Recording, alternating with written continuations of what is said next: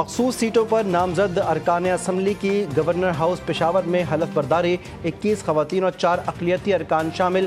Governor کے پی فیصل کریم کنڈی نے کہا کہ آج پی ٹی آئی نے کورم کی نشاندہی کر کے نئی کہانی شروع کی، آج جو کیا ہے کل ان کے ساتھ ہوگا تو روئیں گے۔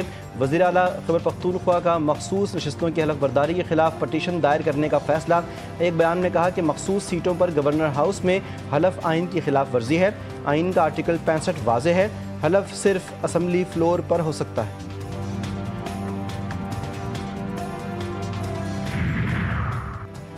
جنہوں نے ریاست کے خلاف بندوق اٹھا رکھی ہے وہ پہلے اس نظام کے خلاف آواز اٹھائیں جو ان کے آس پاس رائج ہے۔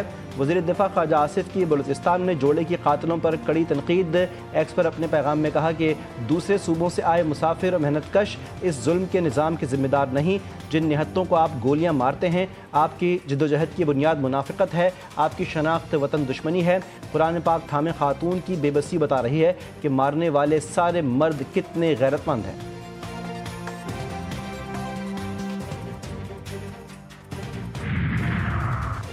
اور بلوچستان کے علاقے قلعہ عبداللہ میں 2 قبائل میں مسلح تصادم، 6 افراد ہلاک، متعدد زخمی۔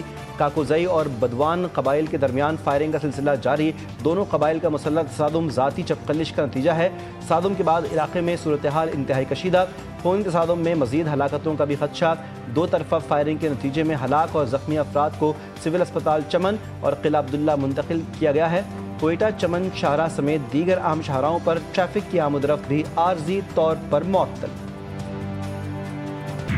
وفاقی وزیر داخلہ محسن نقوی کا کابل کا دورہ، محسن نقوی کے افغان ہم منصب سراج الدین حقانی سے ملاقات۔ وزیر داخلہ محسن نقوی کے افغان وزارت داخلہ آمد پر سراج الدین حقانی نے خیر مقدم کیا۔ 2 طرفہ تعلقات، انسداد دہشت گردی اور دراندازی، کالعدم تحریک طالبان پر تبادلہ خیال، پاک افغان سرحد کی مؤثر مینجمنٹ، منشیات کی روک تھام سے متعلق بات چیت۔ اجرک والی نمبر پلیٹ کی آڑ میں لوٹ مار کا نیا دھندا، نمبر پلیٹ دینی ہے تو مفتیں لوگ شوق سے لگائیں گے۔ ایم کیو ایم کے رہنما فاروق ستار کی حکومت سندھ پر تنقید، کہا سندھ میں ہر شعبہ بدترین حالت میں جا رہا ہے، پیپلز پارٹی کے لہجے دیکھے گھمنڈ کی انتہا ہے، کراچی کو مکمل تباہ اور برباد کر دیا گیا، ہمارا فرض ہے انہیں سمجھائیں، ہوش سے کام لیں۔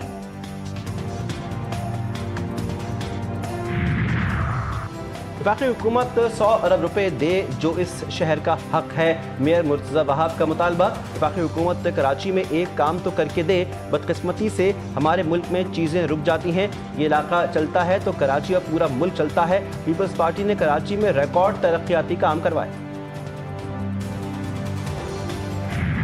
سندھ میں رات گئے بادلوں کی گھن گرج، مختلف شہروں میں کہیں ہلکی تو کہیں تیز بارش، حیدرآباد کے مختلف علاقوں میں پانی جمع، گمبٹ، سکرن، دادو، ڈھیرکی، نواب شاہ، نوشہر و فیروز میں بھی بارش۔ کراچی میں مانسون کے 30 سے اسپیل کی انٹری، شہر قائد میں بارش کی پیش گوئی، راولپنڈی، لاہور، فیصل آباد، گجرانوالہ، ملتان، بھاولپور سمیت بیشتر اضلاع میں بارش کا امکان۔ این ڈی ایم اے کا ممکنہ سیلابی صورتحال کا الرٹ جاری، دریائے کابل، سوات، پنچکوڑا، کالپنی نالہ اور بارہ نالہ میں طغیانی کا خطرہ، بالائی پہاڑی علاقوں میں سیلابی صورتحال اور لینڈ سلائیڈنگ کا امکان، نشیبی علاقے زیر آب آنے کا بھی خطرہ، بارشوں کا نیا اسپیل 25 جولائی تک جاری رہے گا۔ وزیر داخلہ کی آن لائن پلیٹ فارمز کو مزید فعال بنانے کی ہدایت، سیف سٹی ہیڈ کوارٹرز میں اجلاس، آئی جی اسلام آباد کی سیف سٹی پر تفصیلی بریفنگ۔ وزیر داخلہ کی سیف سٹی کی مانیٹرنگ کو مزید مؤثر بنانے کی ہدایت، محسن نقوی نے on line women police station اور 1 انفو موبائل ایپ کا افتتاح بھی کیا۔ اختر مینگل نجی پرواز سے آف لوڈ، بیرون ملک جانے سے روک دیا گیا۔ ایف آئی اے حکام کے مطابق اختر مینگل کو دبئی جانے والی نجی ایئر لائن کی پرواز سے آف لوڈ کیا گیا۔ اختر مینگل کا نام PNIL میں ہونے کی وجہ سے دبئی جانے سے روکا گیا۔ سنتاس معاہدہ تنازعہ بالائی ممالک کے لیے انتباہ بن گیا، چین کی بھی بھارتی حرکت پر گہری نظر، انڈس واٹر ٹریٹی کے تنازع نے عالمی آبی معاہدوں پر سوالات اٹھا دیے، برطانوی لارڈز کا سنتاس معاہدے کی فوری بحالی پر زور، بھارت نے سنتاس معاہدہ توڑ کر بین الاقوامی قوانین کی سنگین خلاف ورزی کی، بھارت نے علاقائی امن کو بھی خطرے میں ڈال دیا۔ وزیر اعلیٰ پنجاب مریم نواز شریف کا فروغ تعلیم کے لیے شاندار اور منفرد منصوبہ اسکول آن ویل موبائل لائبریری آن ویل موبائل لائبریری شروع کرنے کا فیصلہ۔ اسکول آن ویل دور دراز اور دشوار گزار علاقوں میں بچوں کو تعلیم سے آراستہ کرے گا۔ حکومت سندھ کا تعلیمی انقلاب، جامعات کے لیے ریکارڈ 42 ارب کا بجٹ اور نوجوانوں کے لیے ڈیجیٹل ٹریننگ پروگرامز کا آغاز۔ حکومت سندھ نے پیپلز آئی ٹی پروگرام کا دوسرا مرحلہ شروع کر دیا۔ 1.4 ارب روپے کا بجٹ مختص۔ سینئر وزیر سندھ شرجیل انعام میمن نے کہا کہ پی ٹی آئی پی نوجوانوں کو ڈیجیٹل معیشت کا حصہ بنانے کے لیے ایک ماڈل پروگرام بن چکا ہے۔ اب تک 13,565 طلباء کو جدید آئی ٹی شعبوں میں تربیت دی گئی۔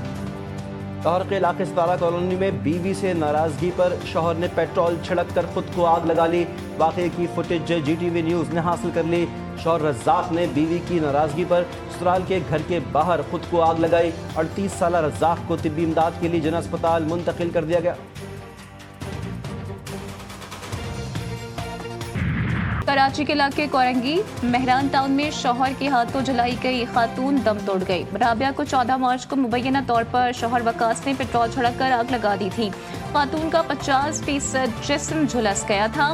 4 ماہ سے اسپتال میں زیر لاش تھی۔ لاش لواحقین کے حوالے کر دی گئی۔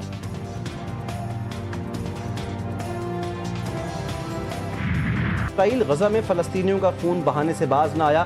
صہیونی فوج کی وحشیانہ بمباری سے امداد کے منتظر 73 فلسطینی شہید۔ بم اور گولیوں کے ساتھ اسرائیلی حکومت فلسطینیوں کو بھوکا مارنے لگی۔ غزہ میں غذائی قلت سے 9 مولود سمیت 2 بچے جاں بحق۔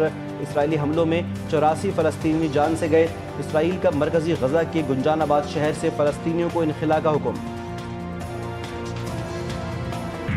جنوبی کوریا میں بارشوں اور سیلاب سے تباہی، ہلاکتوں کی تعداد 14 ہو گئی، 12 لاپتہ۔ ڈیزاسٹر حکام کے مطابق زیادہ تر اموات جنوبی کاؤنٹی سینچیونگ میں ہوئی ہے۔ جنوبی کاؤنٹی سینچیونگ میں مجھ سے اب تک تقریباً 800 ملی میٹر بارش ہو چکی ہے۔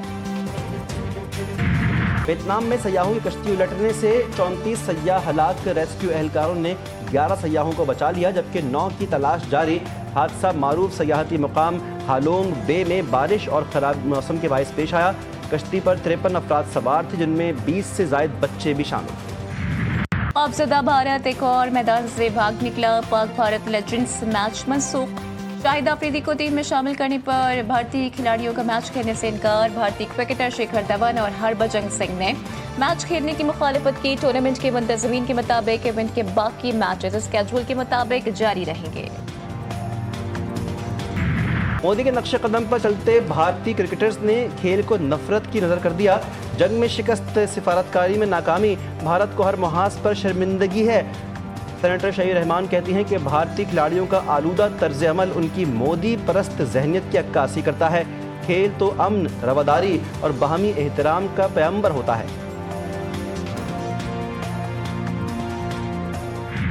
اور کراچی کی آرٹ گیلری میں جنگی مناظر کی دلکش نمائش۔ صنعت آرٹ گیلری میں وارفیئر، تہذیب اور تاریخ پر مبنی منفرد نمائش کے شرکاء نے خود کو محظوظ کیا۔